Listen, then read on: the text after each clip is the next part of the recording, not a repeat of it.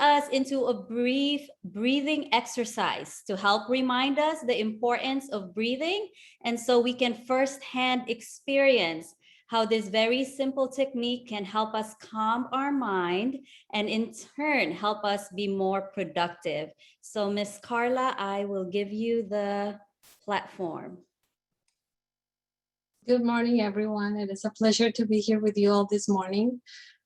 Thank you, Noellen and the Staff Center for the opportunity to guide you through this activity. At this time, I'm gonna invite you to stop sharing video if that feels better. We will go through a short breathing exercise that's gonna take us no more than 5 minutes. You can engage in this activity at your own pace and how you feel comfortable. You will learn how to do the 4-7-8 breathing technique this morning, and you can maybe teach it to your family members later and practice it during the day, anytime, anywhere. You don't need any equipment. All you need is your breathing and your body. So at this time, I'm gonna invite you to sit in a comfortable position with your back straight. Please feel free to rest your arms and hands on your lap. You're welcome to close your eyes if that feels comfortable. If not, you can simply keep your gaze on the floor, maybe a few inches above your feet, and start noticing your breathing. Maybe agitated because you've had a busy morning, perhaps. Maybe you have a busy day ahead of you. A lot of racing thoughts going through your mind at this time. So just focus on how your breathing is right now. This breathing technique that I'm going to teach you this morning was developed by Dr. Andrew Weil. And I also want to highlight that we decided to incorporate this activity because April is Stress Awareness Month. This technique can help you gain control over your breathing. And it can also help you fall asleep in a shorter period of time when you practice it at night, laying down on your bed. These breathing techniques are designed to bring the body into a state of deep relaxation.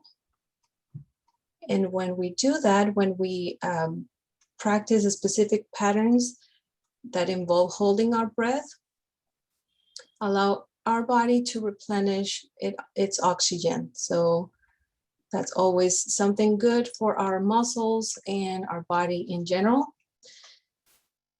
So continue with your eyes closed. Try to relax your shoulders. Keep your back straight. And I invite you to let your lips part. As you exhale, make a whooshing sound and try to empty all the oxygen from your lungs. Next, you're gonna close your lips and you're gonna inhale silently through your nose as you count to 4 in your head.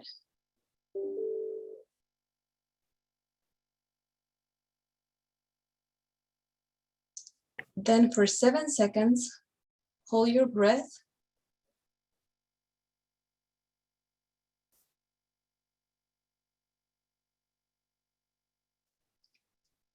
Now make another whooshing exhale from your mouth for 8 seconds.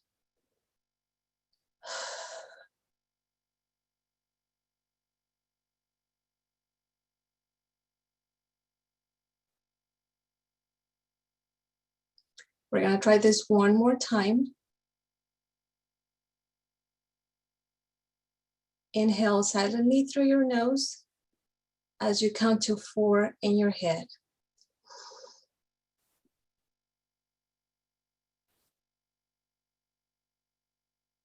Hold your breath for 7 seconds.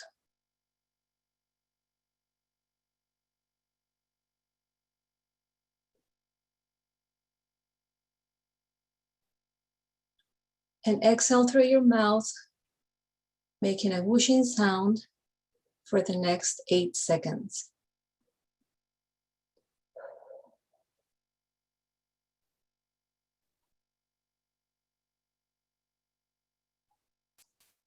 We're gonna try this one last time.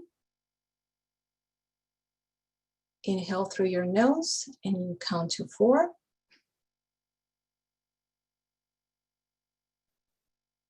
Hold your breath for 7 seconds.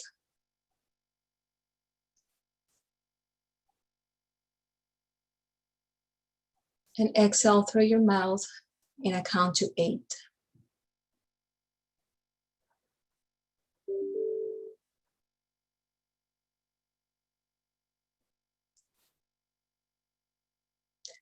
This is the 4-7-8 breathing technique. Like I said, you can practice this any time of the day, anywhere you are. Just make sure that you don't have to be fully alert after practicing this technique, meaning don't do it when you are driving or engaging in any other type of activity that requires your senses to be 100% alert. I hope you enjoyed it. And I hope you get to teach it to your family members as well and team members here. Hope you have a great day. Thank you. Thank you so much, Carla. I appreciate that. And you can now turn on your videos if you would like. Just please stay muted unless you have to speak. Once again, Ms. Carla, thank you so much. And thank you for leading us in our Wellness Champions group. If you are interested what that group is comprised of, please reach out to Carla and she will be more than happy to provide you with that information. So now that we are all relaxed and hopefully in a better frame of mind, we're going to get down to business. And our first order of business is the approval of our meeting minutes for the month of March. Staff senators, I know we had Ms. Alicia sent this over to you so you can review it. I am ready to entertain a motion for the approval of our meeting minutes for the month of March.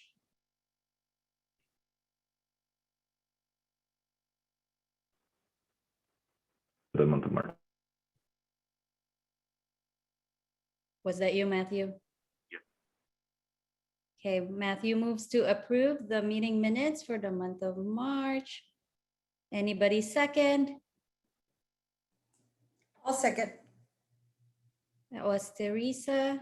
All right, Yes. it's been moved and seconded. All those in favor, staff senators, you can say approve on the chat, put up a thumbs up. I know Alicia will review this recording later. All those opposed and abstained. I'm going to assume that it has been approved for the month of March. The rest of us, we can expect that meeting minutes to be uploaded on the Staff Senate webpage for everybody's review. Speaking of the Staff Senate webpage, I would like to remind everybody that our feedback form is up and running. We want you to feel free to use it to send us your thoughts, your suggestions, your comments. This is a great way for you to communicate with us and let us know what's happening around your area.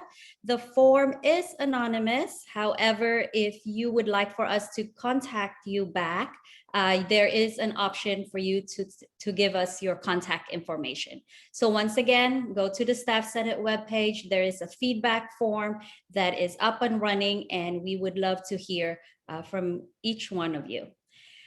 Going to our guest speakers, April is Earth Month. So it is in this celebration that we invited our first guest speaker, Dr. Alex Rosales. He is an assistant professor with the College of Science, as well as the Agroecology Program Director. Dr. Rosales oversees the Hub of Prosperity, which is a 5-acre research and education farm located in Edinburgh. Dr. Rosales, I think I saw you come in. You have the stage.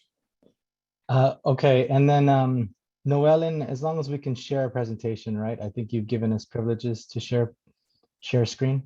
Rebecca and Alicia, can you confirm that, please? Yes, they should be able to share. Okay, well, thank you so much for the space. I know we don't have much time, but I see a lot of familiar faces. It's nice to see you guys all again. We also have 3 other guests that are here. My students, Fatima, Suzanne, and I think Taylor's here too. I've actually asked them to present because really they are the stars of the show. So if you don't mind, Rebecca, I think Suzanne is first, and she can share with you our presentation. And this background is in fact the Hub of Prosperity. It's just about 1.5 miles from the main campus in Edinburgh. And we'll talk about how we can get you guys to come take a tour. Okay, so good morning, everyone. My name is Suzanne. I will go ahead and share my screen for the presentation. So again, my name is Suzanne. I'm here with also Taylor and Fatima, and we are part of this Sustainable Campus Community Initiative. Just very quickly, our mission statement is to contribute to our local food system through sustainable farming, food awareness, health and well-being, educational opportunities for students.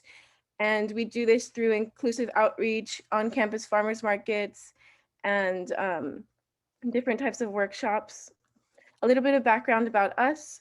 In the past, this initiative has requested funding from the UTRGV. With this funding, we were able to provide employment opportunities at the farm and purchase necessary equipment. The Hub of Prosperity Farm is located 2 miles from UTRGV. It is a new urban farm led and operated by students. We use sustainable practices on the farm, which include no harsh chemical pesticides.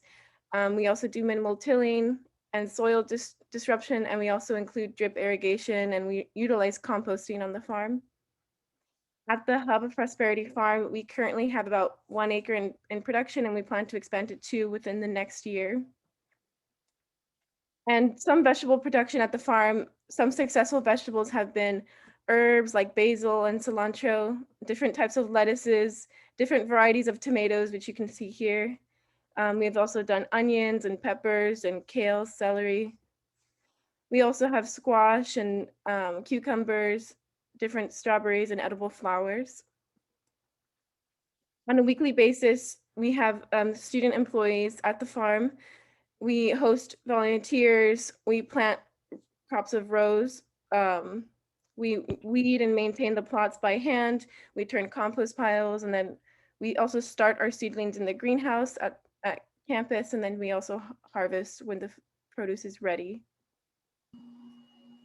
Another project that we've incorporated at the Hub is raising chickens. Student employees are learning how to raise and care for the chickens by gathering the eggs, brooding them, incubating them. And as you see here, we have a picture of the baby chicks that we have now at the farm. We had to build a coop, and with it, we also learned the care that it takes for a chicken to thrive.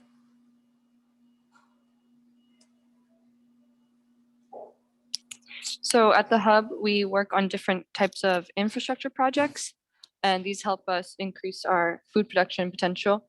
Some of these are done in collaboration with the Center for Sustainable Agriculture and Rural Advancement. Some of these projects have included this roof building that you can see in the picture. Also, we have a shade tunnel to extend our growing season. We also work on different woodwork projects, and we've been learning how to use lots of different tools to build signs, benches, tables, wash stations, things like that. And we also did this gravel area that you see in the picture to the left. That took about a month, and that's gonna be our wash area where we process vegetables. We have also been working on a rainwater harvesting system, and you can see in the picture, we learned how to install gutters, and this rainwater will be recycled and used to irrigate our crops. The student employees also collaborate with graduate students to help complete their research. And we do things like weed suppression, different soil science, and collect soil samples and insects and things like that. And we've been able to learn.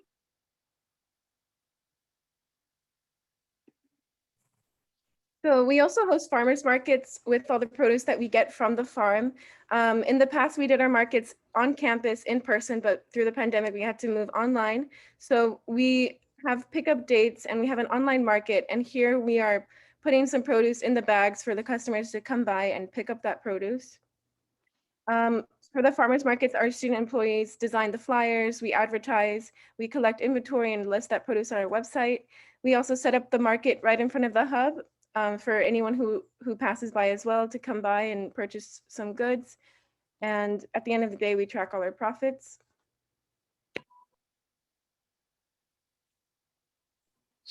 All of the profits we make at the markets go back to the farm, and it's used for materials needed at the farm, like gas, chicken food, irrigation tools, things like that.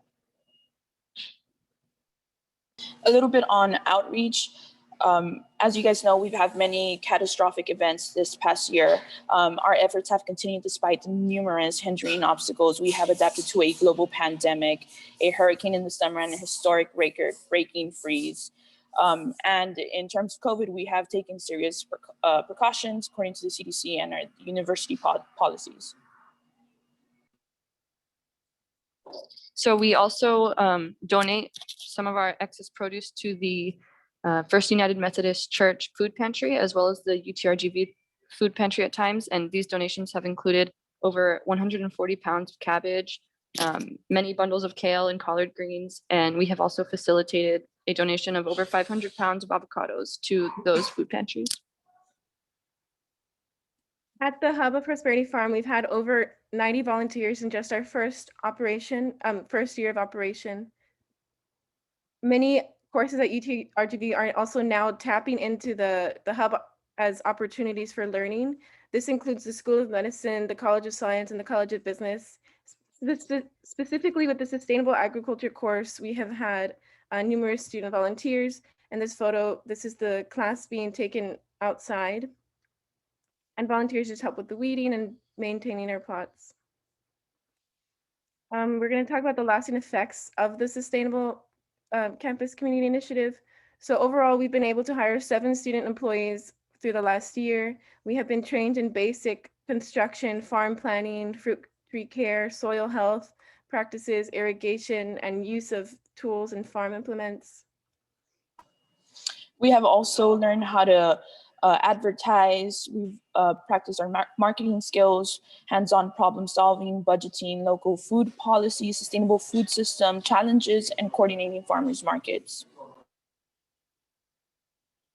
On our lasting impacts, overall student employees have gained meaningful on-campus employment opportunities, and we're extremely grateful to have this opportunity to work outside in a safe space at the farm. The produce we grow at the farm is beneficial in supplying healthy alternatives to students and local residents in an urban area where we might not always have affordable, quality, fresh food. And our volunteer opportunities provide an important outlet for students to integrate sustainability into their studies.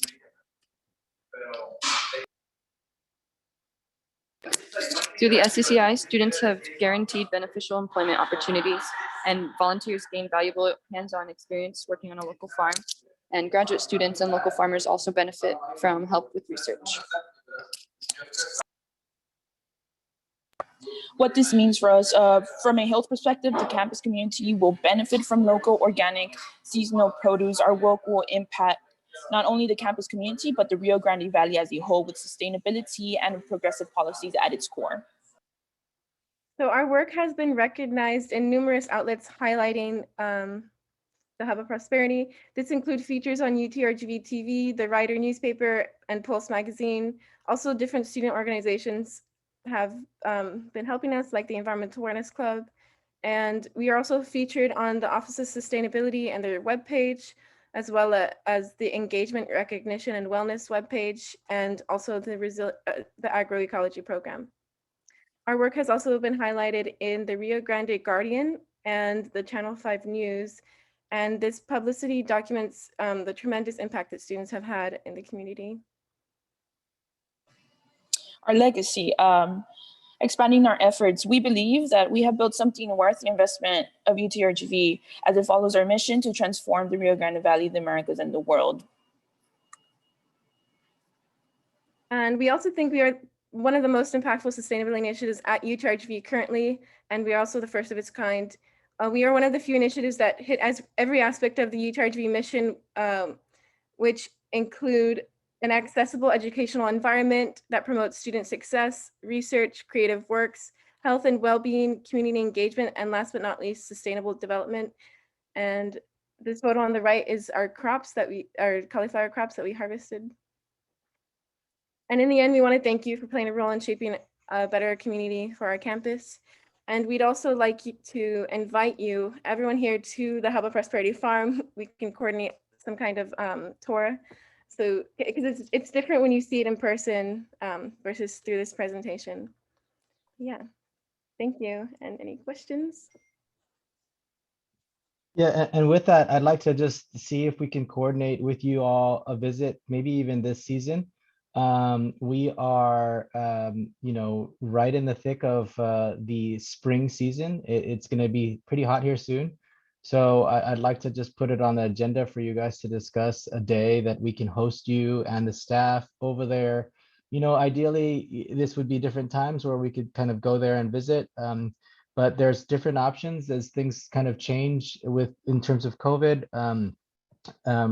We would be even open to hosting the staff out there for like a staff party, a staff tour, you know, just different ways till we get people engaged. As Suzanne mentioned, in my experience, and I've done a lot of sustainability issues out here at UTRGV, this really is probably the pinnacle of sustainability initiatives. And then to have it student-led is really just probably the most important point here, because as our mission of student success is really at the core of what we do. I mean, they're at the center, as you can see, they're at the center of almost everything that we've accomplished here at the Hub. So, you know, the Hub is just the venue, but really it requires a lot of human labor, human capital, and then some investment. We are trying to seek donations for this, and some of the community members have even decided to donate money to us to like fix a tractor. We don't really have very many student funds to do this. I will tell you that I got a small grant with USDA, an urban incubator grant, and then urban ag incubator grant. We got also a small grant from the College of Sciences. And then we also had a small grant from the Student Fee Advisory Committee. So with that, it's really on a shoestring budget, right? And we've been able to pull this off in collaboration with the First United Methodist Church, who actually owns the property and has decided to lease it to us for $1 a year. And the last thing I want to mention is that this process has taken, we started this conversation with the public in 2016. And then we had to lobby and negotiate for this piece of property to transition from what was a urban residential zoning. And over a course of 1.5 years, it went from urban to back to ag. After the students made presentations at City Hall, they went to Planning and Zoning Commission meetings, they talked to neighbors. I mean, this is an example of community engagement unlike any other. And it's really like where students influenced policy, and the city commission decided to reverse the zoning and put this back into agriculture. And this is the first piece of property in the entire Rio Grande Valley where that's happened, according to the city of Edinburgh. So, I mean, this is really what we're hoping to be a centerpiece of sustainability initiatives moving forward. And then, of course, this is probably the best example of student success that I've been involved in. So I know we have a few minutes for questions. We welcome questions for the students or myself. You know, I know that there's some questions in the chat. And so if I could just point some of the responses out in the chat, we put a market. We have put the link to our market. You can see that it's on a platform called the Open Food Network. You could go in there. You could order, it will probably reopen here soon because we had to take a small pause because of the freeze. We had a lot of the crops kind of burned back. But within a few weeks, we will probably reopen that up where you can go in, you could purchase as much as you'd like. And then, you could just drive up on a Saturday morning and you could just pick up those bags. They'll all be labeled for you. Let's see. And other questions about this is whether or not the farmers market is only in Edinburgh. At the moment, it is. We have had initiatives where we've brought them to Brownsville early on. But because of the pandemic and the extended stress that it's caused for our students and staff, we are really on a very much a shoestring budget. So we don't have yet the ability and the counterparts in Brownsville to really pull it off in both locations. But that is still on the agenda, and it's definitely something that we have been kind of exploring over the course of the year. Let's see, other questions. I think that's the most, we have explored other things. Okay, so somebody asked about microgreens. At the moment, we are doing kind of some of the traditional vegetable crops that you would grow here in the Rio Grande Valley on both sides of the border.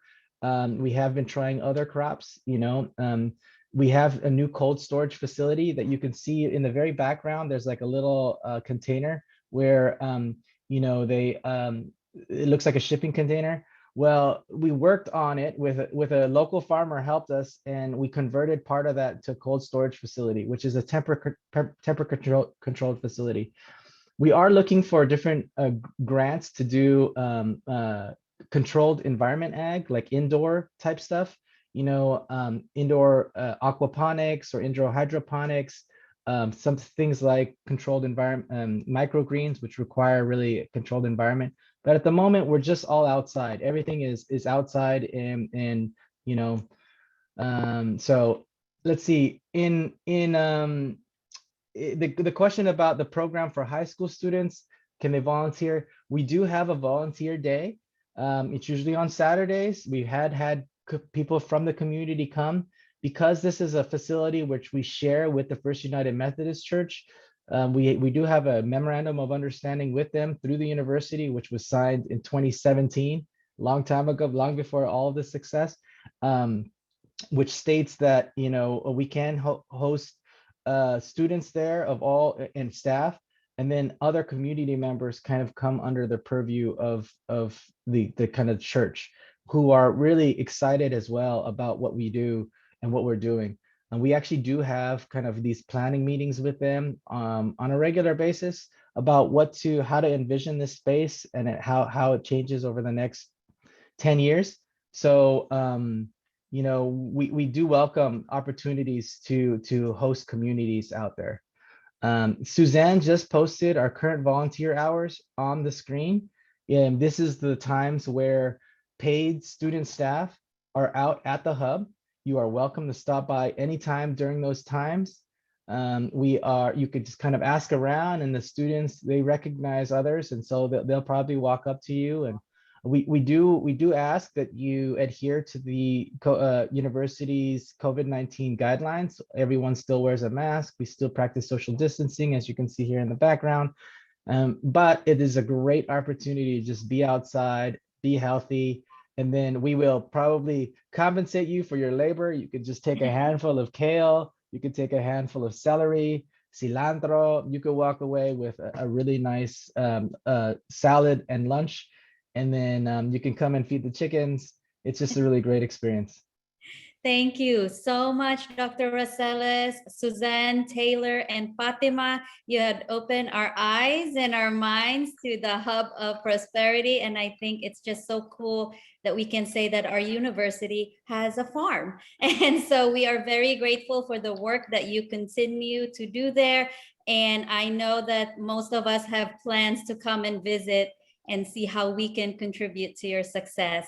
Thank you so much once again for being here this morning. If you all can just take a look at the chat, I know there were still some questions and info that the staff would like, and I know that you all will address that. Thank you again. Thank you. Moving on to our next speaker. She is very well known to us as she leads a very, very great team of frontline essential workers. So Miss Marta Salinas Ovar, thank you so much for joining us this morning. I know she's here. Yes, I'm here. Yeah, you were muted. Sorry, I was muted. Good morning, everybody. Good to be with you this morning. I'll be presenting some information relative to our facilities department and, you know, what we've been doing, what we've been up to over the last year, especially during COVID-19. We certainly had to redirect our routines and redirect our staff to do extra cleaning and all of those kinds of things. And so I'll get started. Let me, I guess I think Nolan, I can share my screen. Yes, ma'am. I believe Becca and Alicia has set you up for that. Can you all see that? Yes. Okay. All right. I'm going to, let's see.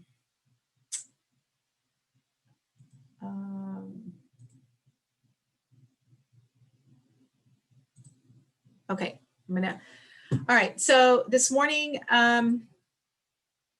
whoops,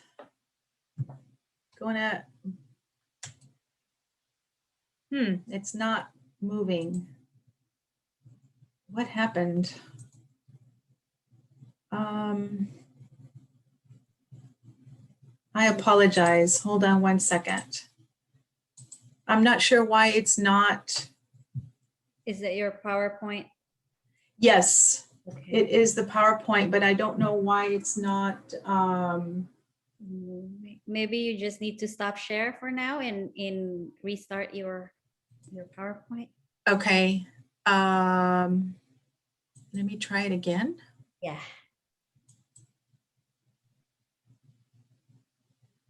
Can y'all see that? We can see facilities, planning, and operations. Okay. So I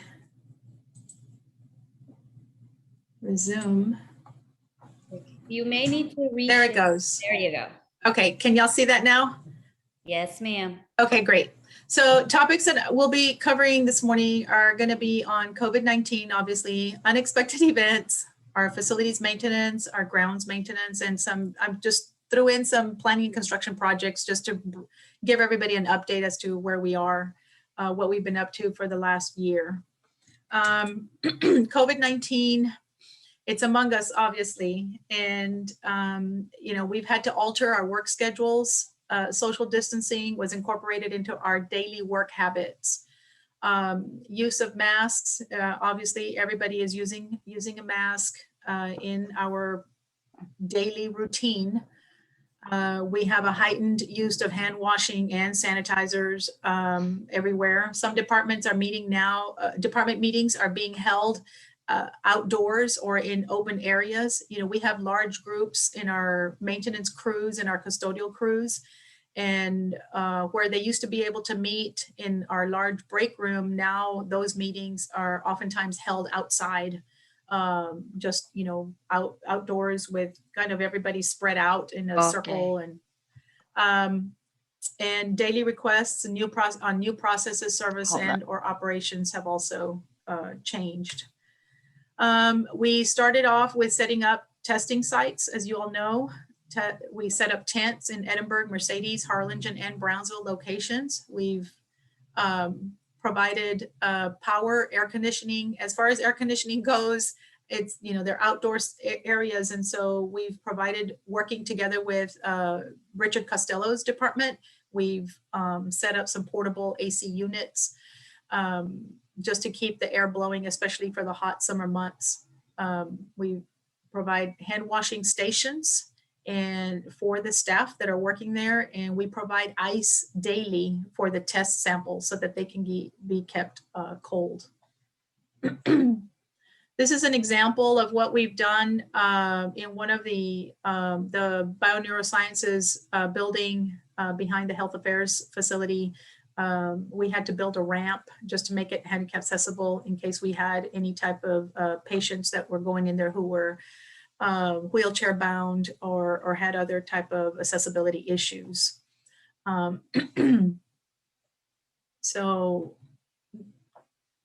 we've ordered hundreds and hundreds of wall sanitizers at and installed them at most of our main building entrances and high use spaces throughout all campuses.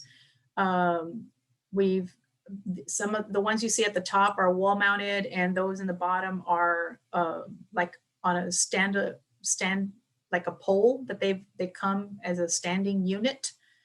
And we have white buckets also in like computer rooms, because the computer labs are heavily used. And so we have those right outside the classroom or right inside the classroom, and the students and users are able to go in there and pull those wipes and wipe their own personal space in the labs when they come in. As you can imagine, the plexiglass, we installed so much plexiglass in Edinburgh and Brownsville, some in Harlingen, but throughout all of the face-to-face areas, countertops, hundreds of requests have continued to come in after the first few months. Probably our heaviest months were during the summer last year, and we had continued requests that came in some in the fall semester as well, for some people that started coming back to campus and working at the campus. Our custodial processes during COVID times, obviously major changes in the regular duties. We shifted our custodial staff. Instead of doing their normal routine cleaning in the classrooms and labs and other offices and other spaces, we redirected them to do daily wipe downs of all the high touch contact surfaces, such as doorknobs, countertops, elevators, elevator buttons, for example. We altered the schedules of our work crews so that they would come in at different times during the day, so that we wouldn't have everybody reporting at the same time and clocking in at the same time, as that was an issue as well, just because of the large volumes of people and not able to, the whole social distancing issue. We did have some training of our custodial groups. A small group of people got trained to do COVID cleaning. We didn't have to utilize that group very much after probably the first month or so, maybe 2 months. The Department of Environmental Health and Safety took that over after a while. But those folks that we did train had to get specially fit with their K90, the K95 masks, and they were taught on what to do as far as going in there to clean once a space was contaminated. Extra precautions were taken during, due to the cleaning requirements. Here's examples of what our custodial staff has done. David COVID cleaning, wipe downs occurring daily. And this is ongoing throughout the day and at nighttime at all of our campuses. We do nightly fogging in our classrooms and labs. We went ahead and toward the late summer, we invested, I think it was approximately $20,000. We invested in numerous foggers that you can see there that the custodians are carrying. And we do a nightly fogging in the classrooms and labs throughout all the spaces. We know that the classrooms and labs are not, heavily used right now, but we're still going through and fogging because we know that some students are on campus and some students do have some labs that they have to attend, or faculty are in certain classrooms doing their actual teaching, whether it's, online and so forth. So we still go in there and we fog nightly. And while the campus has had less people on it, we've been able to do some additional deep cleaning. So this has been really a beneficial thing for us to do some deep cleaning with waxing and shampooing rugs and carpets throughout at different areas. And here's just an example of, what a difference things make when you're able to dedicate the time and the space to do this when we don't have very much traffic on campus. The other thing that our team did is my planning and construction team and space management folks went out and we had to reduce the size of the capacities, the room capacities for all of the classrooms and labs. And this took about a month for our team to go through. We went through, like, I think it was 400 and almost 490 rooms that a group of maybe 7 or 8 people did, and put down all of these stickers in every single classroom and lab and lobby spaces where we had lounging furniture and so forth, so that we could reduce those capacities.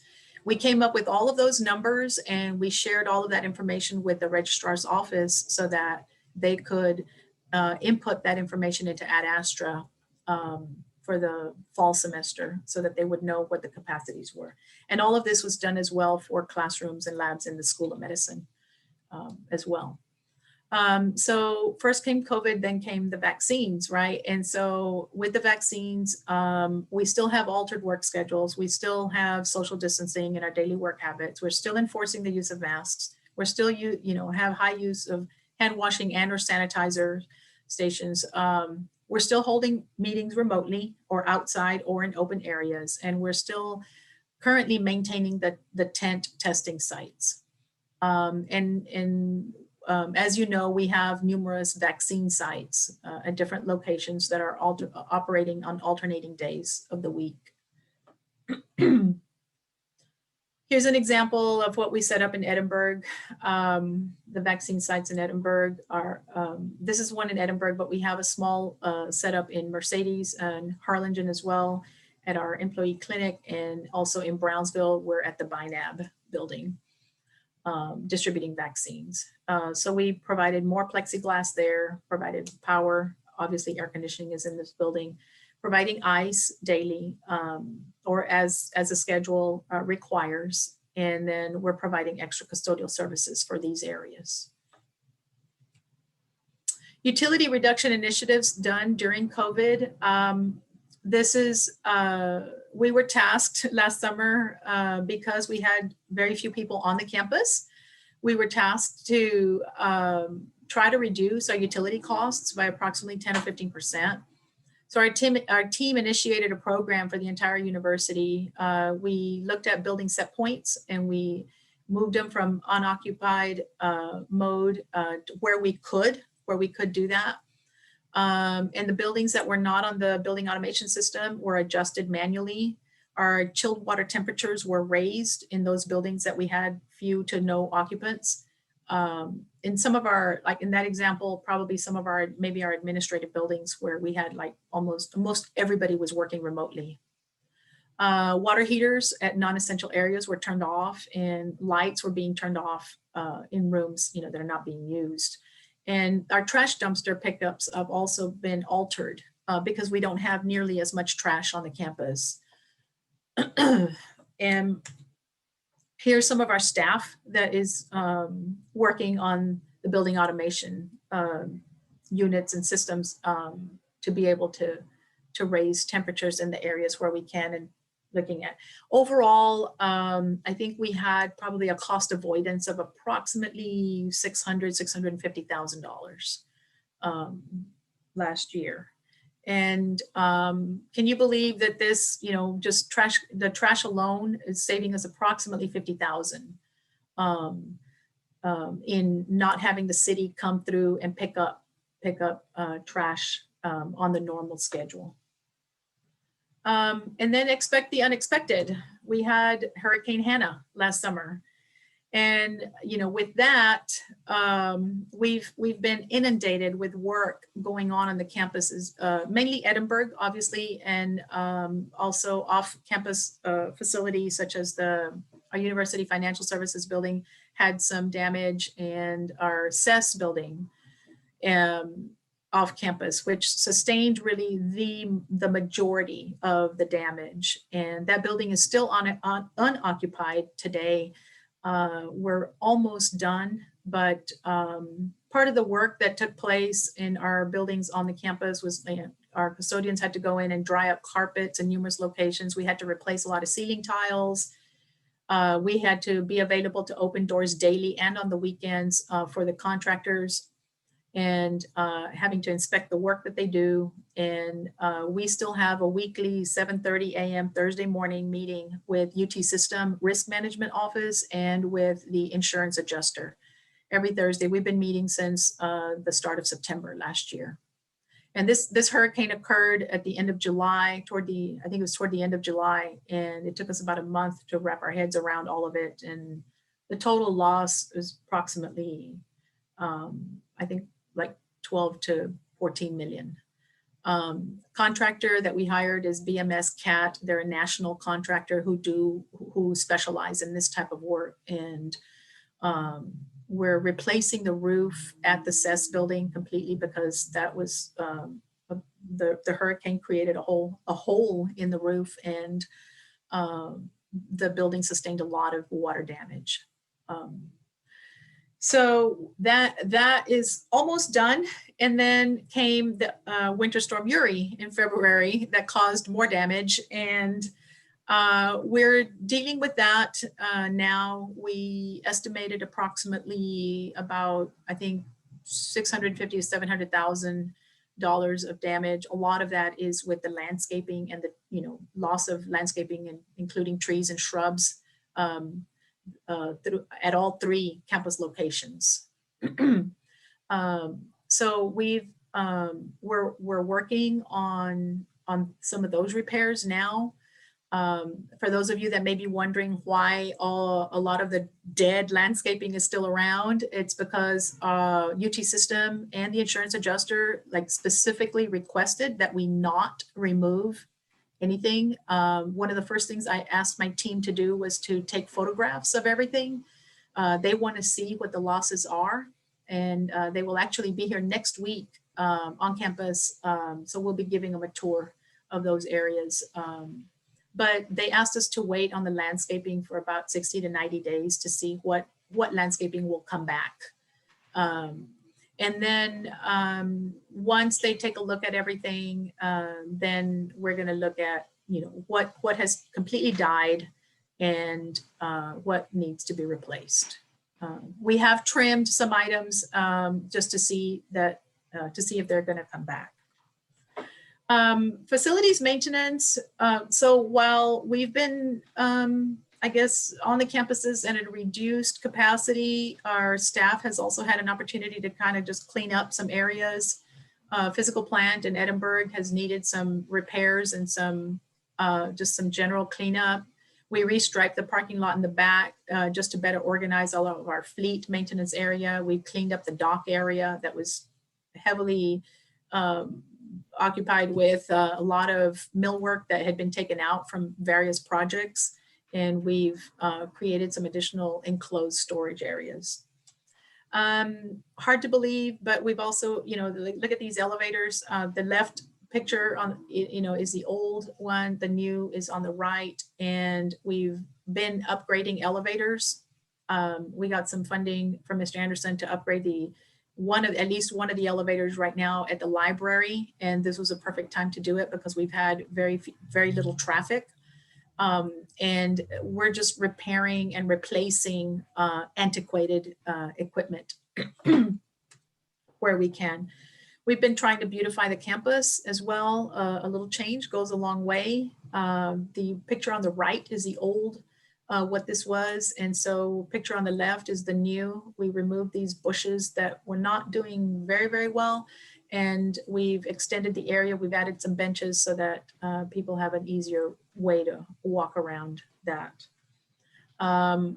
The other major thing that has been able to be accomplished is, and I don't know if this had ever been done on the Edinburgh campus, but the Bronx Trail fascia along all of this area is concrete, and it was extremely dingy and dirty. And so we had an opportunity to give it a power washing.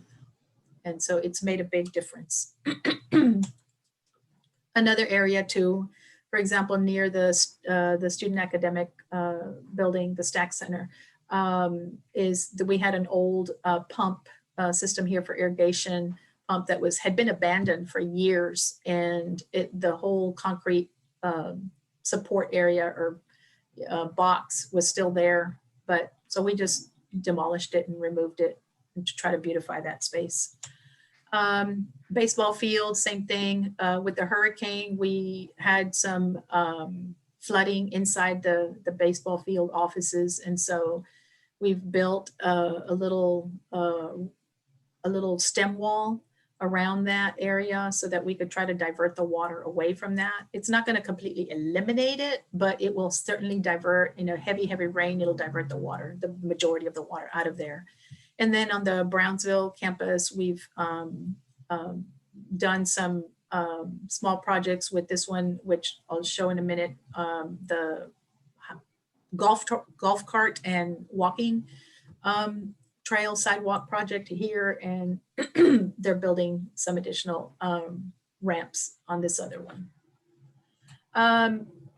Other areas here, just things that we've done, adding some additional parking in Brownsville for golf carts and also for maintenance slots while keeping the campus looking aesthetically pleasing. We've added at the BINAB building some additional outdoor tables with umbrellas. The other thing too that is not a very sexy thing is all of the equipment that nobody ever sees, but that we certainly hear about whenever if they're down. Everybody complains about not having air conditioning. So these are projects that we've been able to work on as well. These are extremely critical for our daily operation to keep the campuses running. HVAC protocols in partnership with Environmental Health and Safety. What we're doing and what we've done is with the air conditioning systems, because of COVID and everything, dampers have been adjusted over the last year just to maximize the amount of fresh air that's been introduced into the buildings, including the offices. And buildings, will be flushed 2 hours before the occupants arrive in the mornings and 2 hours after the occupants leave to dilute any viral particles in the air. Also, the systems have been adjusted to directionally push air from areas that are least likely to be contaminated to areas that are high risk. So for example, like from the offices to the corridors, which this is normally done anyway with our air conditioning systems. There's also, evidence of, as I'm sure all of you have been reading and hearing in the news, that that the people are not acquiring the virus from other locations in the building. It's through mixing. The air handler decreases the viral load, so to where it's almost impossible to acquire COVID. Filtration capabilities have also been maximized. So where we've been able to change out filters, we've done that also. We've increased the filter density, if you will, like changing wherever we can. We've changed them to MERV, MERV 10, MERV 11, MERV 13s. And we did that in housing also, that, where we set aside one dorm to hold COVID like patients, to quarantine them. And we made some adjustments to that facility in order to keep the occupants safe. Utility initiatives, back to this, during overall, and this is not just with COVID, but one of the things that we've done that we normally do throughout the year, any given year, we participate in a demand response program with the electric provider. In this case, AEP, American Electric Provider Power Company, supplies power to the Edinburgh campus and in Harlingen. Brownsville is not, because Brownsville must go through the Brownsville PUB, the Public Utility Board. So the power source for Brownsville is different. But with these that are participating with AEP, the cooling plant operators, have earned like $13,000 in cost avoidance in a 3-month period.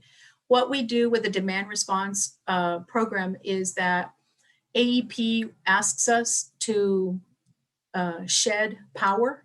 And what we do there is we have like rolling brownouts. If any of you know what that means, or we shut power down in a planned way.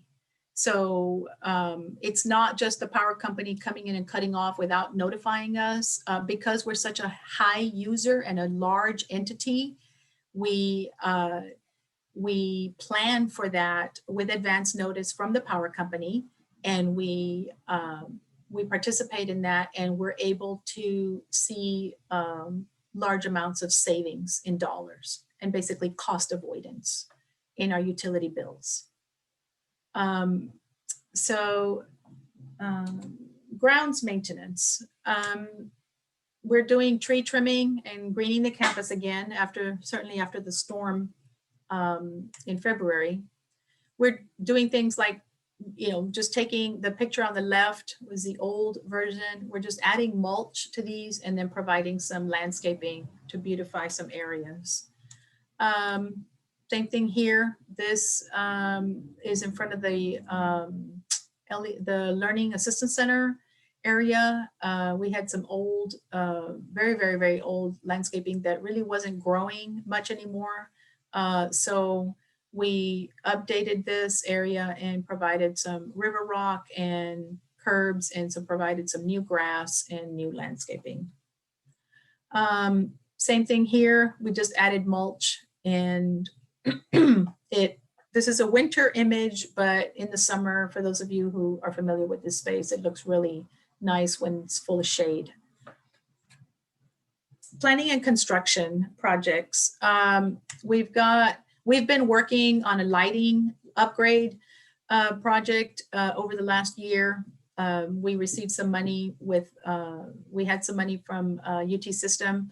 So we did parking lot lighting upgrades at all 3 locations, 3 campuses, and parking lots and pedestrian lighting. So we've been focused on changing out HPS lighting, which is high pressure sodium. Those are the old lights that give out like that ugly yellow light.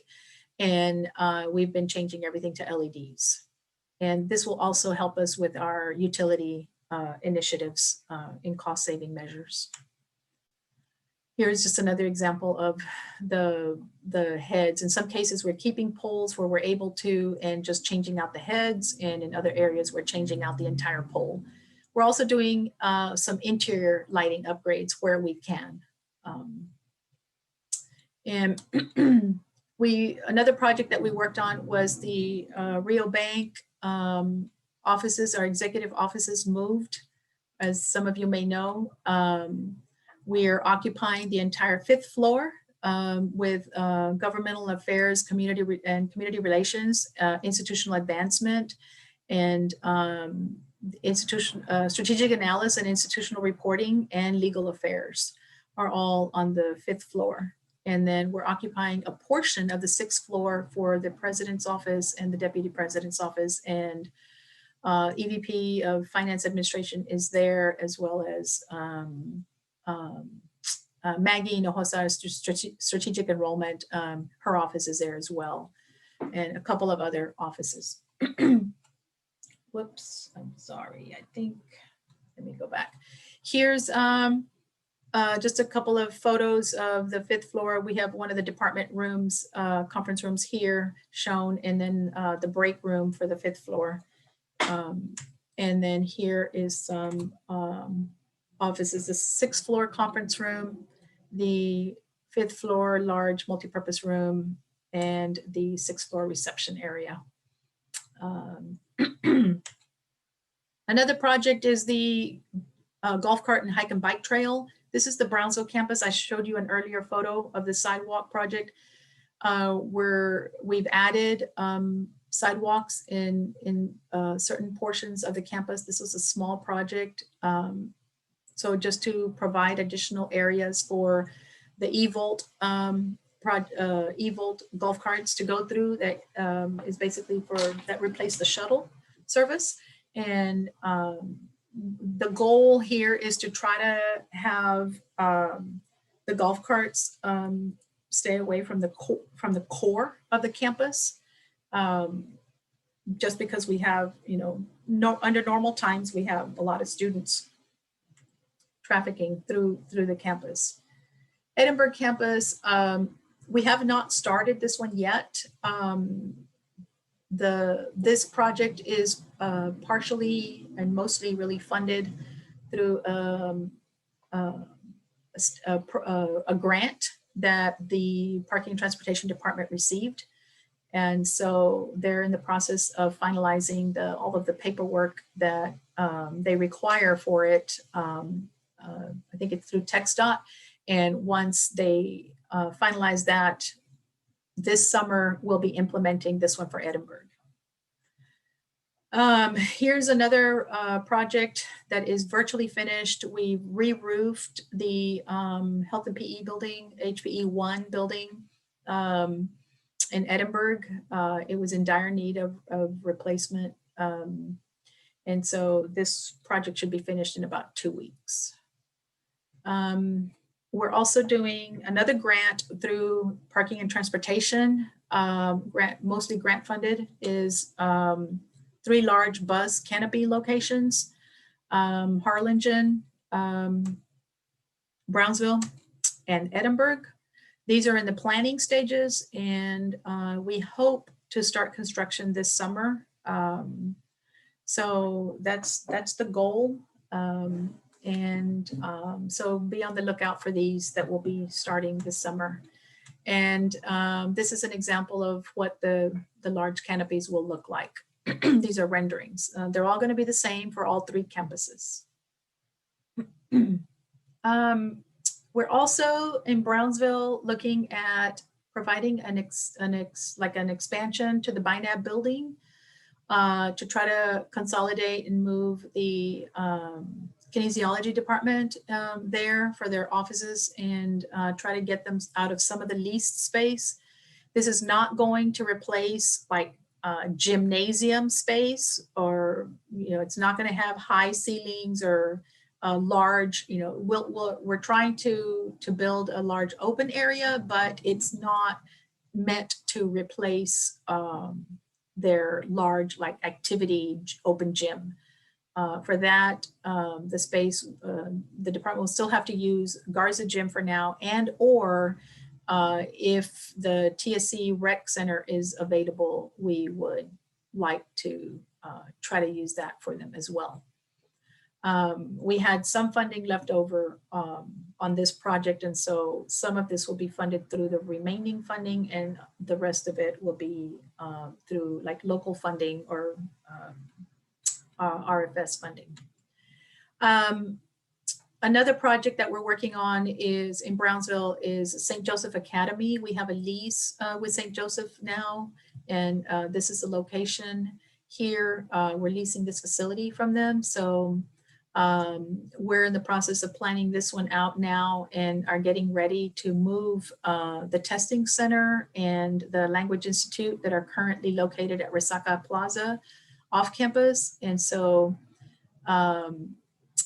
they'll be moving over to this location. And we have space for some additional administrative offices, which we're looking into and working on.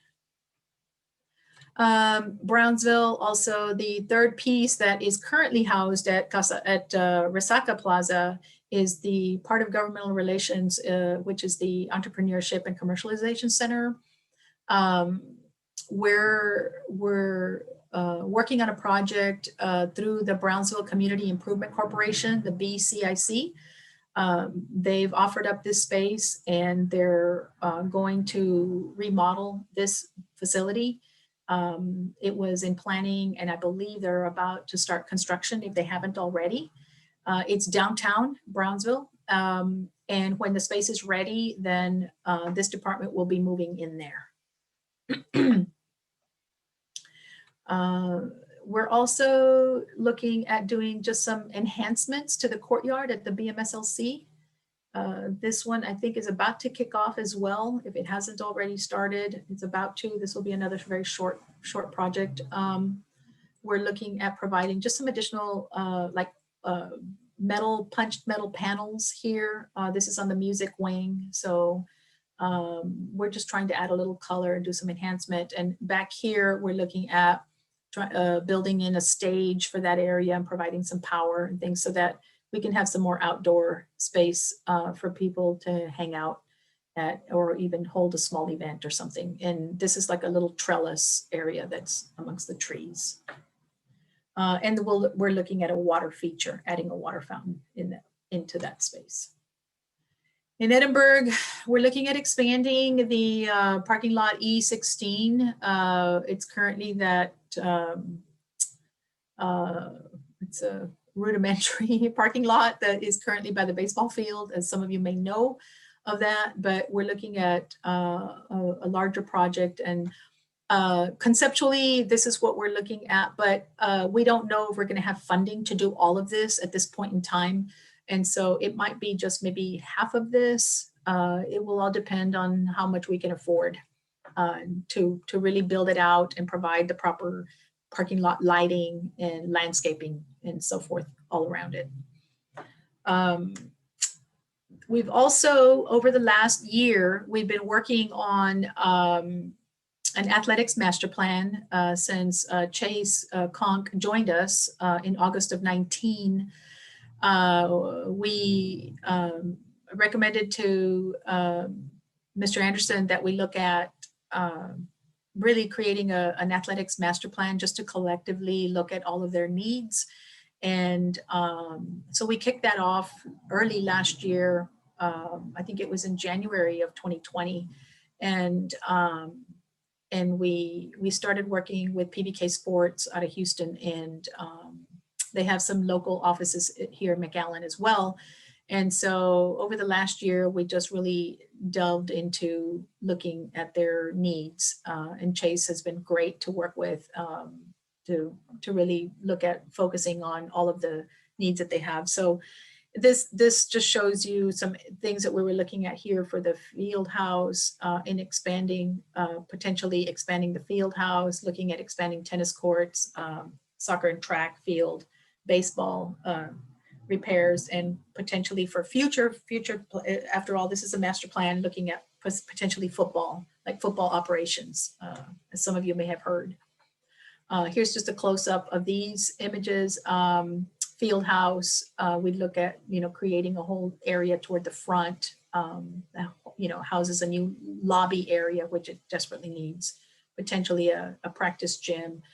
Baseball, we're looking at a lot of upgrades throughout the facilities. This would be the potential future football operations and facility. And this by operations, we just mean like their offices, the coaches' offices and locker rooms and things for the student athletes.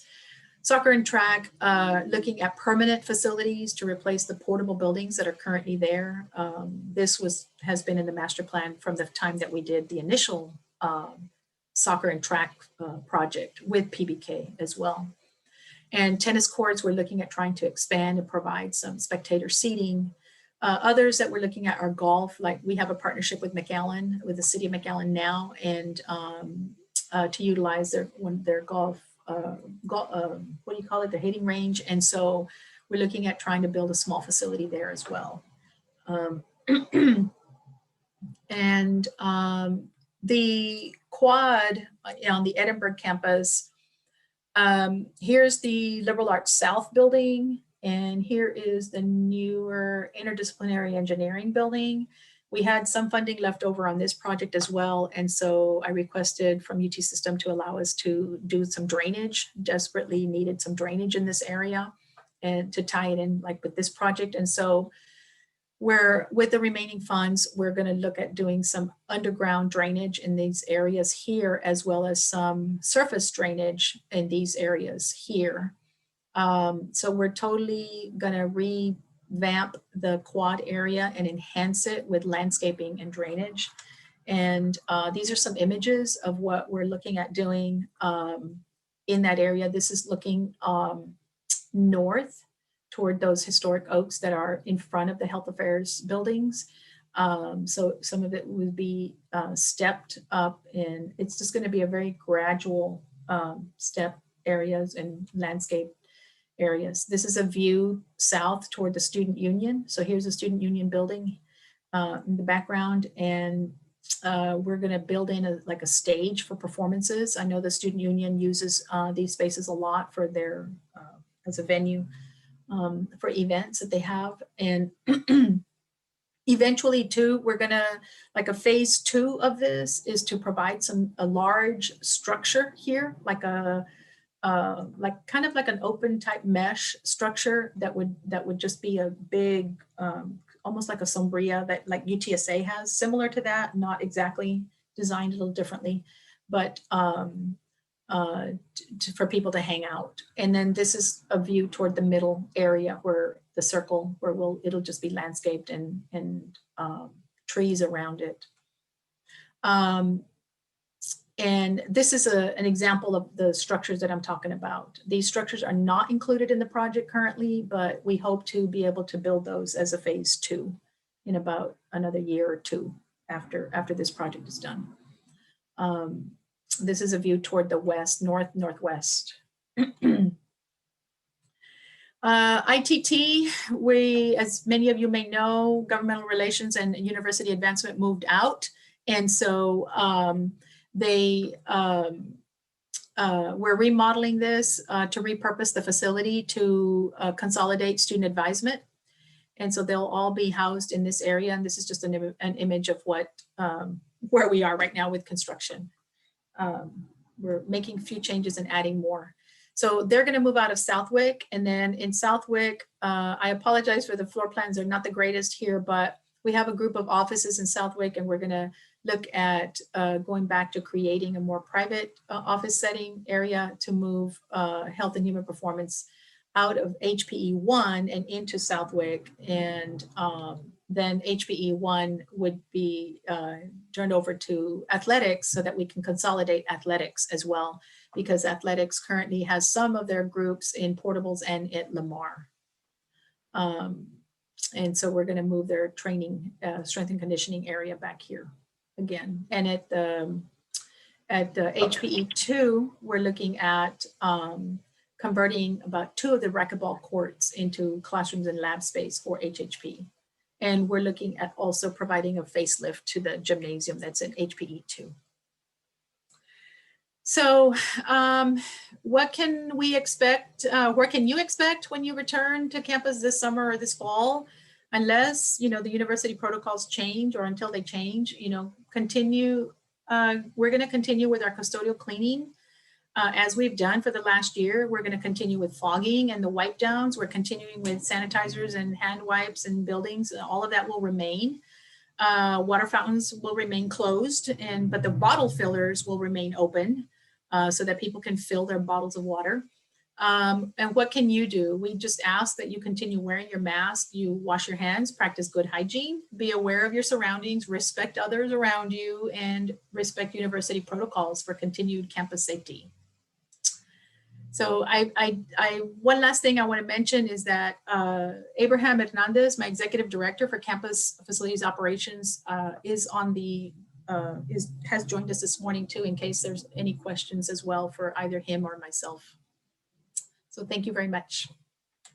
Thank you so much, Ms. Marta, for that wonderful presentation.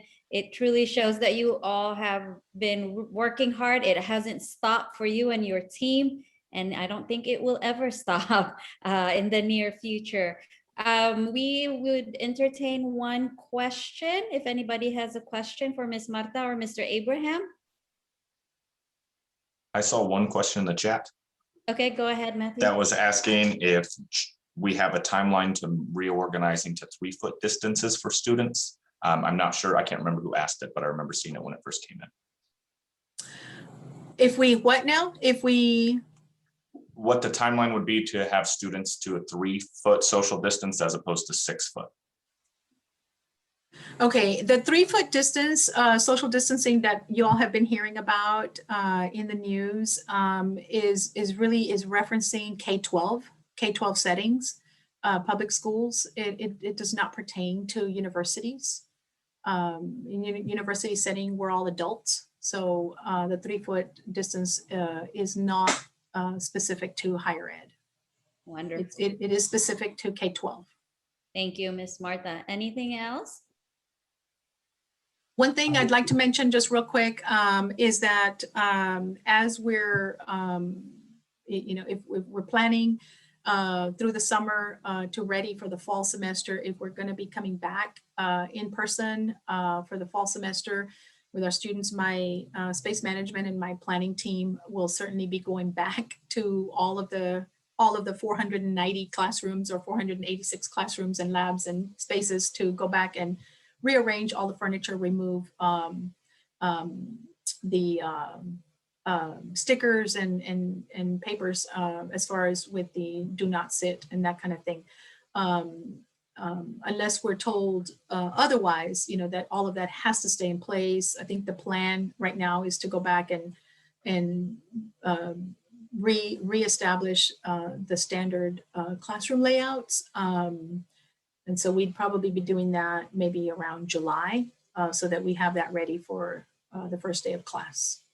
Thank you. Peter, James, you were going to say something? Yes, thank you.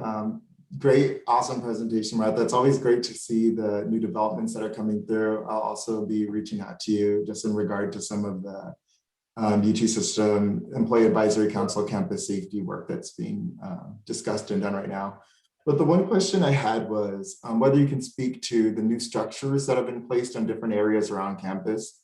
I'm not sure if they're on our Harlingen campus, actually, I know that they're definitely on our Edinburgh campus under the covered walkway. I'm not sure which other campuses we place them on. These structures kind of circles under the covered walkway. Very heavy boulder type of structures. Oh, yes. Okay, yes, you're talking about the bollards. Yeah, Yes.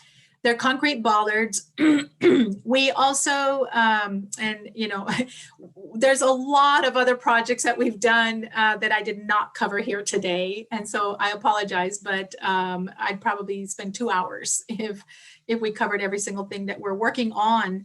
But yes, that was another project that my team implemented together with Doug Arney, led the initiative with Richard Costello and then Abraham and some of my planning and construction team, Jerry Rodriguez, they helped to implement the whole thing. But from the police department standpoint or safety standpoint, as far as trying to protect the campus from intruders, with what's been going on the campuses, as you all have heard in some campuses or some, just overall in general throughout the country, where, if somebody can just drive up to the campus and get right into the core of the campus, that's not safe for our campus community. So to mitigate that, we looked at strategic locations around the campus to try to mitigate vehicular traffic from coming through. So that's what those bollards are for. And in some cases, they're large, round concrete bollards. In other areas, you'll see some large stones that are placed in strategic locations, and that's to deter vehicular traffic from coming through. And then we have the standard bollard that is the steel pipe bollard that we have. So we have all three of those kind of mixed for sure on the Edinburgh campus. We have the round concrete bollards and I think some of the rocks and things on the Brownsville campus. And I think we've provided some in Harlingen. Abraham, I don't remember if we did Harlingen or not. It was only Brownsville and Edinburgh. Okay. Right. So does that answer your question? It does. Thank you. Okay. Thank you so much once again. And in the interest of time, we do have a few more questions in the chat, Ms. Martha and Mr. Abraham. So if you can just kind of take a gander at that. And if not, then we will surely send it your way and make sure that those get addressed. Once again, on behalf of all the staff, we thank you. We thank your team, all our custodians, our grounds crew, everybody for, holding down the fort and keeping everybody safe. And thank you again for being here. Okay, thank you. And just go ahead and send the questions to us and we'll try to respond to those. Can I put a public announcement out? I had a conversation with Marta in the past, and so I'll use this as a platform where if anybody is in a department that's purchasing equipment that's going to use a lot of energy or might have special requirements, if you can just reach out to facilities early so that they have an opportunity to prepare to assist and prepare the building. So I haven't Thank you, Cordelia. Spreading that message, but I promised I would. Thank you, Cordelia. That's definitely helpful. Anytime that anybody has a request like that or something that you're going to introduce into your space that requires a special attention, we definitely would like a heads up about it to make sure that everything remains safe in that space. Wonderful. Thank you. Okay, moving So on. much. Thank you. We're going to go ahead and do the committee and task force reports, and we will start out with the communications committee. Millie? Good morning, everyone. Good morning.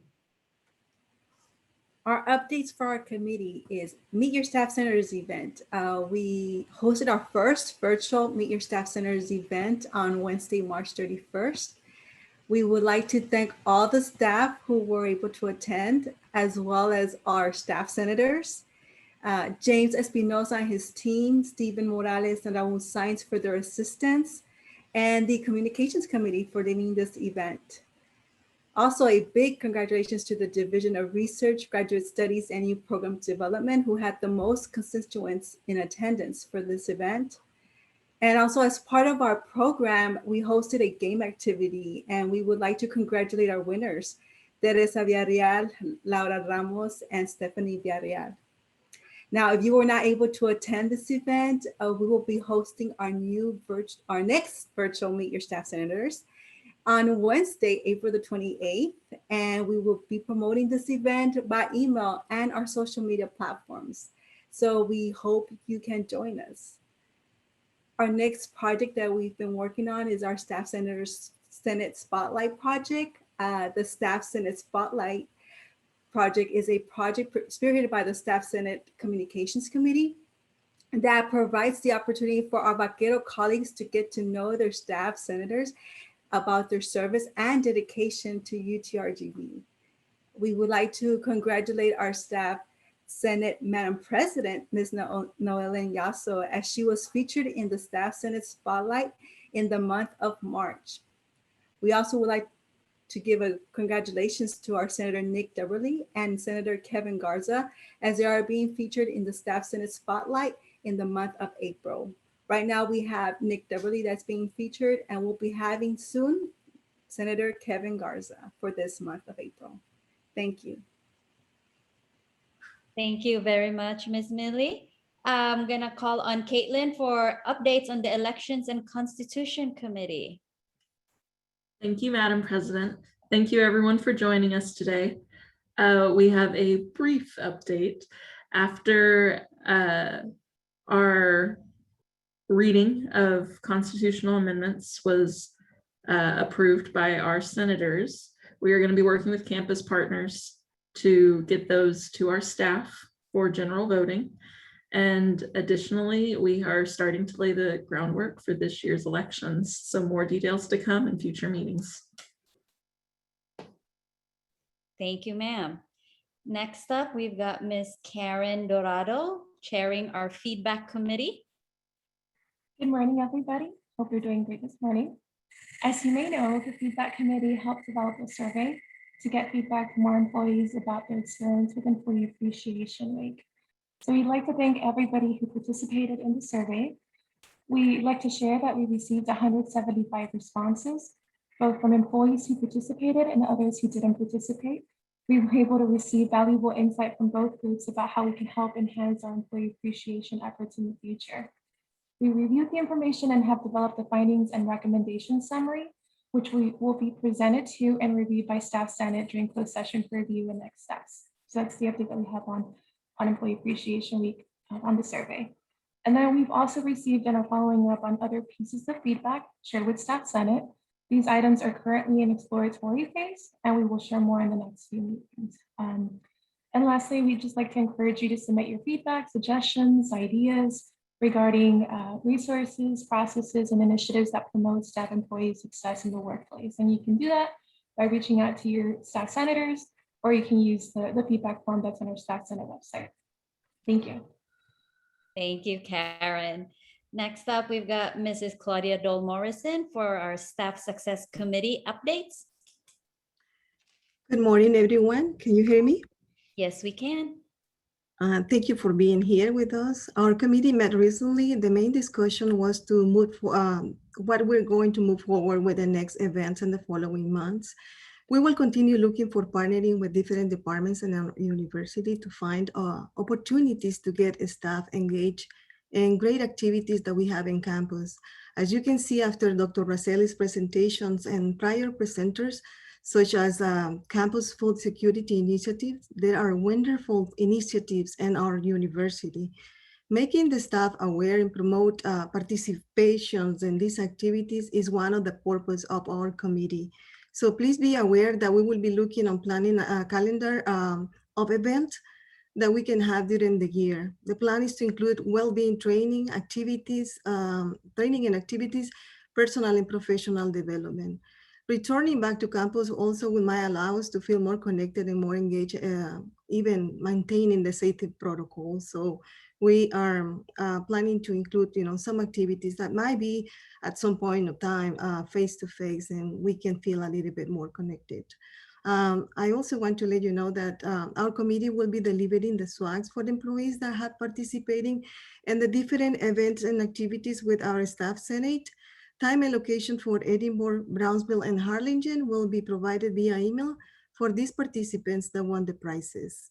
I want to thank our staff committee members for the suggestions, ideas, and the willingness to help in our activities. And I also want to thank the e-board for their continued support to our committee. So thank you all for being here. Thank you, Claudia. And once again, thank you to your committee for the great job done during Employee Appreciation Week last month. And for those that participated or won in the different activities, you get to pick up your swags next week. So watch your email to let you know the locations and time and days, of course. If you had noticed in your agenda, we had interest task force that is chaired by Ms. Carla Lopez. I had misunderstood her, so their information is not ready to share out yet, but we look forward to that next month. So I am going to bring to the front Mr. Peter James Ihimika, who is chairing our work email task force. And then he is going to also provide us an update on the Employee Advisory Council, where he serves as the vice chair, as well as represent us here from the university. PJ? Thank you, Noelle. So I'll speak about the Departmental Employee Task Force that we're currently working on. And Ms. Hilda Gonzalez and I have been connecting and meaning to discuss, the university emails, departmental email addresses, and just some of the implications surrounding them, and how we can enhance both safety, security, and trust surrounding departmental email addresses. And so our next steps were really to just pull in representatives from other areas, such as marketing and communications, to continue these discussions. So it's just kind of a brief update on what's going on. After we connect with our marketing folks, we'll have more updates there. So let's go ahead and transition to the Employee Advisory Council. I'm not sure if I can share my screen or if we can pull up the newsletter.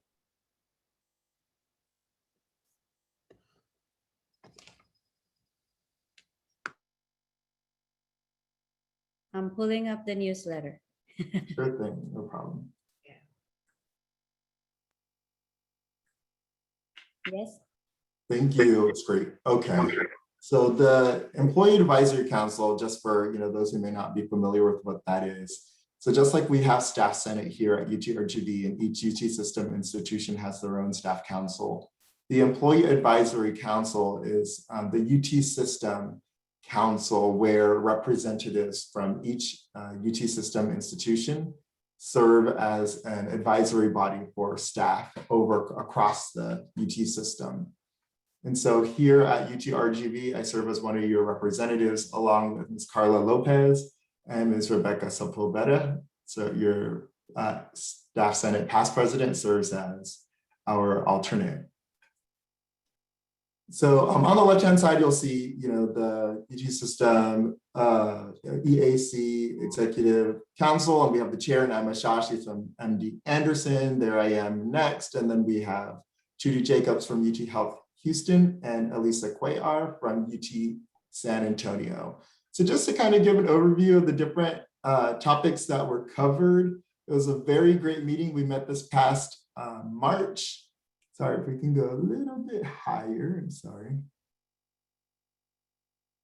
Thank you. Okay, we had some great speakers. We had Mr. Philip Dendy, and he's the UT System Chief Compliance and Risk Officer. And so he discussed emergency preparedness plans and what they're doing in regard to those and how they're working to better develop and ensure that the different institutions' emergency preparedness plans are coming more regularly.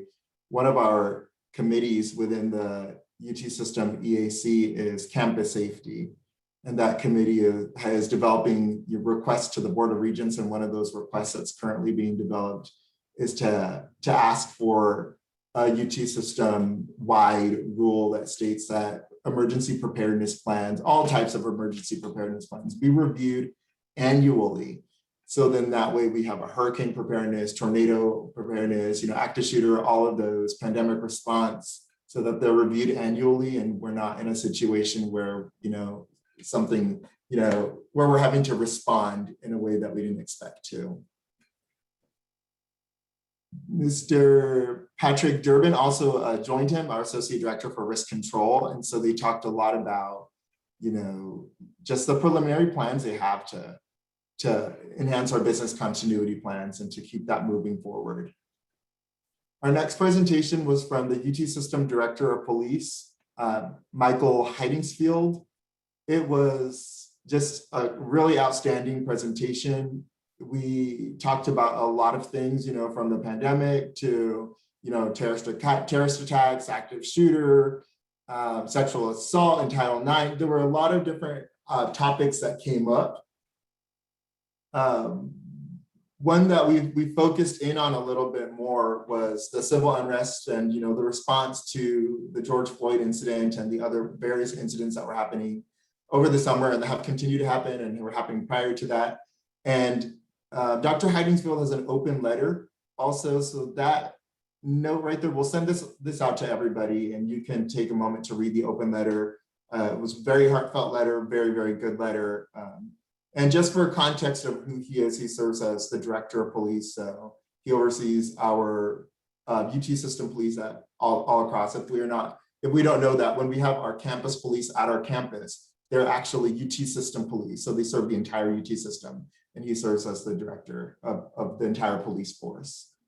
So it was really great to hear from him and just to get his thoughts on these topics. So some of our updates, most of our institutions have some sort of civility or standards of conduct policy in place that kind of just shape, what should the employee code of conduct look like? What should code of conduct look like across the institution? And so most of us have that in place, so that's really helpful. We're working to get something that's a little bit more, not necessarily uniform, but consistent across campuses. They will be different, but the consistency will be that it exists, that a standard of conduct exists, a civility policy, and that's one of the requests that's going this summer to the Board of Regents. Additionally, every campus, of course, every institution is required to have an alert system to notify people of any impending threats to the institution, safety impacts. And so that's something that's already done. But what the Campus Safety Committee is looking to do is to ensure that there's an audit, or there are regular audits done at our UT system institutions, just because there are times where things break. There are times where things become safety hazards. And it's important that we're regularly, of course, reaching out to the people who know this and who are the experts, regularly doing these audits to ensure that as times change and as things change, we also change. And so that's coming as well. Our Diversity and Inclusion Committee is working on different, they're working on several different initiatives. I'll only speak about one of them that's public right now. Is they're looking to develop a diversity celebration / education day. So they're working on that so that hopefully we have some sort of diversity and equity and inclusion type of celebration day designated for all of our UT system institutions. We've spoken a lot about campus safety already. Those are the three topics: the safety audit, the civility policy, and emergency prepared plans. Telecommuting, our other committee, they are working on looking at what are our institutions across system doing in regard to telecommuting, and who's doing it best, who's doing it well. Not, and how can we, take what's being done well and implement that across different institutions in a way that works for that institution. We have some institutions that only a percentage of their workforce is going back post-COVID. And then we have some institutions where the majority of people are going back to campus. So they will look different. But the important part of that will be that everybody will have something, and that we don't have to reinvent the wheel, but that we can reach out to one another as UT system sister schools and connect and share those, share that information and share the, I guess really share and partner in the information, because there are some things that we may be able to do that kind of span across borders. And mentoring and coaching. So with mentoring and coaching, they're looking at what's realistic to accomplish this year. We had a really great presenter come and speak a couple of months ago, and she spoke about the difference between coaching and mentoring and advising, and how we should all not only have mentors in our life and different types of mentors and different levels of mentors, but also be mentors and be coaches for others. So we're working with them, and that committee is doing a really great job in just figuring out what resources are helpful to use at the different institutions, and also what can be expanded across borders. So what are some of the initiatives that are being done maybe within MD Anderson that can be done at other UT system schools as well, in a sort of consortium type of thing. So more to come there. So our next meeting is going to be May 7th. That will be our second to last meeting. We'll have some presenters coming and speaking a little bit more about the returning to work and what that looks like, across UT system, what that looks like across our different institutions. And we're excited for that. And right here, you'll see our poster, and that's our representation of International Women's Day, the theme that says choose to challenge. And so that's the symbol right there. Choose to challenge. There we go. Am I getting it? All right. So we all went and we took a picture like that, and we will continue to have these meetings. We'll continue to give you updates. So thank you very much for giving me time to speak at your meeting today. And thank you so much, PJ, for your work and for representing UTRGV so well. And we look forward to more updates and initiatives that you're gonna lead at the system level. Matthew, I think you're up next. Yes, ma'am. We are now going to open the floor for public comment and questions. If anyone has anything to add to the Staff Senate or questions or concerns, now is the time. If you want to make a note in the chat, and then we can call on you. That way we don't have everyone chatting at once. So now is the time.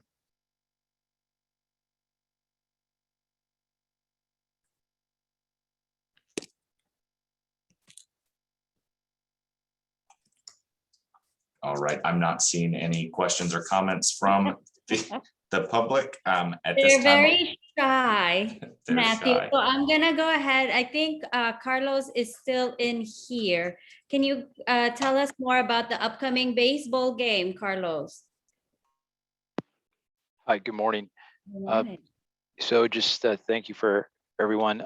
Sorry, I put that text a little early, but yeah, so we have a game tomorrow night. We're really excited. It's going to be a series of 3 games over the weekend, actually 4 games. So it's 2 games on Saturday, 1 game on Friday and Sunday. So we're excited.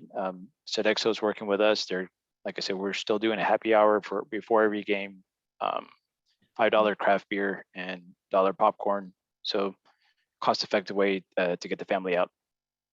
Thank you so much. Ooh, and I saw Jay come in. I know you may have some announcements for us, ma'am. Of course, I do. Thank you. Just joined. Looks like it's the perfect time for me to join, right? Good morning, everyone. So some of you might have met me a couple of weeks ago, or was it last month? Is it a monthly meeting, staff meeting? Yes. I presented information about the Office of Professional Ed and Workforce Development. And at the time, we were still planning our free webinar series called Sustainable Table through the Campus Food Security Initiative. And we are well on our way. We've already done 2 sessions, and they are basically 30 to 45-minute sessions held twice a week. And one is on Friday at 12:30. We wanted to hold it during lunch hour, so people that can be convenient for people to attend. And the other sessions are Tuesday in the afternoon or in the evening at 5:30. So the coolest part about these webinar series is that quick and easy to prepare plant-based food is demonstrated by our student employees of the Campus Food Security Initiative. They're live interactive webinar. We've had 2 sessions that were really well received already. The third one is coming up on Friday. Topics are basically just basic stuff. You know, the last 2 sessions, the first one covered kitchen basics to kind of encourage people to get into the kitchen and get to know the equipment that are used in the kitchen, because I know some people are afraid.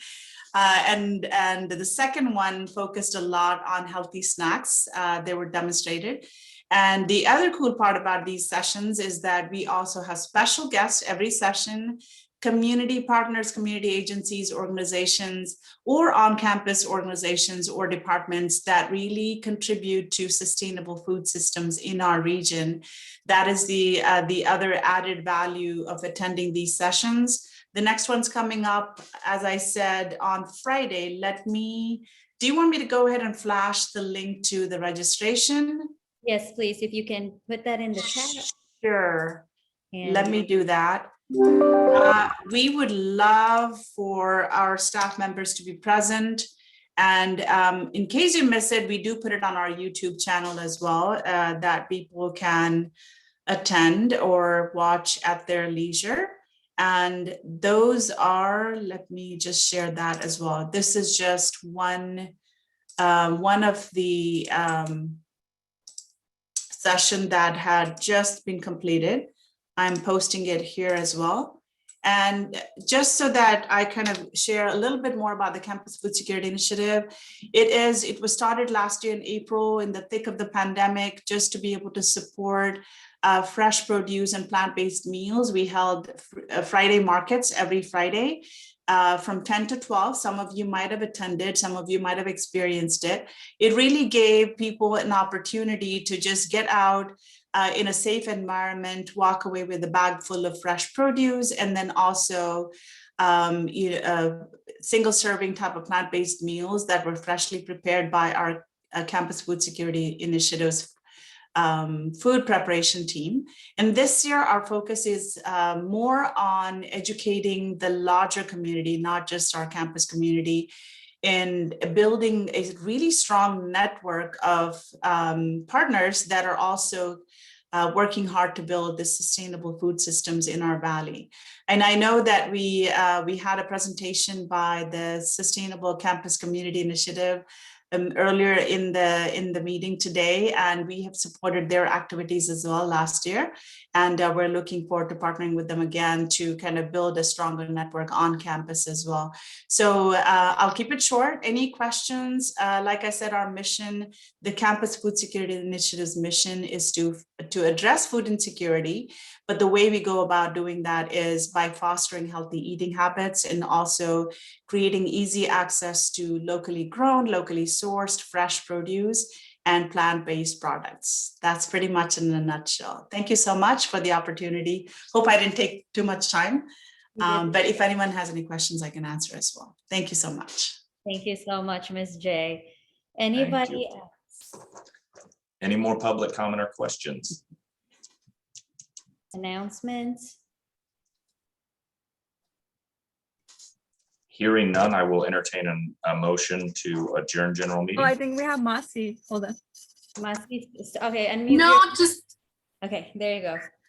thinking, just a 10-second plug. We want to remind you that the student unions are open Monday through Friday at both campuses, and the C-store is available for lunch if you want to pick up a snack, a drink, something to kind of get your stretch going throughout the day. We are here. And then we also have our websites, and those are live if you guys have any questions or want to double check something for yourself, your staff, or your students. Chick-fil-A open? No, at this time it's just a C-store. So again, if you're looking for just to stretch those legs, going back to Carla's opening, if you just want a drink, it's getting warm out, and then swing on by. Is sushi there too in the C-store? Do they have that one in the C-store? Yes, you can get that, and sandwiches, they have snacks, things like that. Ooh, thank you. Thanks, Thank Mabel. Thank you. Any more public comment or questions? Okay, hearing none, I'll take a motion to adjourn general meeting. I motion. Thank you. Do I have a second? Cordelia seconds. Cordelia, perfect. All in favor? Aye. Aye. Aye. Oh, great. Meeting is adjourned. Thank you all so much for joining us, staff senators. You have a few minutes to yourselves, and I will see you at 11 o'clock for our closed session. Thank you all. Be safe.